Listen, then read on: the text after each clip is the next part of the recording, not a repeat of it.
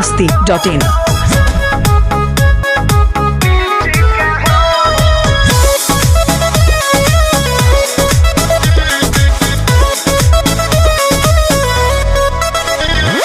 ताजा ताजा फल रसदार बड़ुए, वही तो गरम बाजार बड़ुए।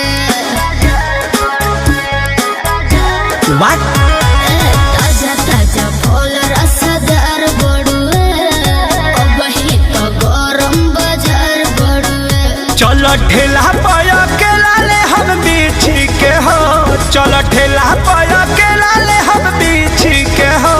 बोलो का भाव बात हरा लीची के हो, बोलो का भाव बात हरा लीची के हो।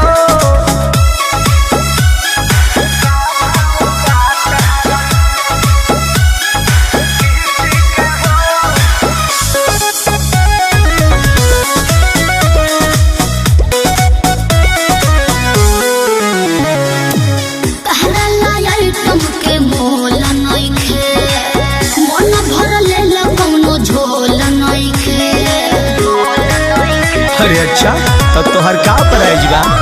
तो में तो रानी ज्यादा पागल बाका, देखे तो दांते से काटल बाका। केहू गलत ना कहे अपना चीज के हो, केहू गलत ना कहे अपना चीज के हो।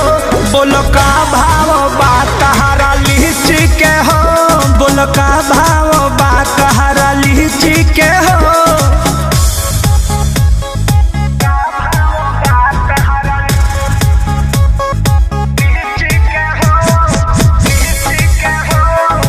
biharmasti.in।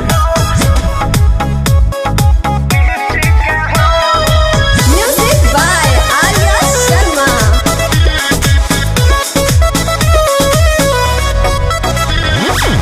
कृष्ण पे दर्दिया परमोध जी, जनी चुवा बरस खोद खोद जी।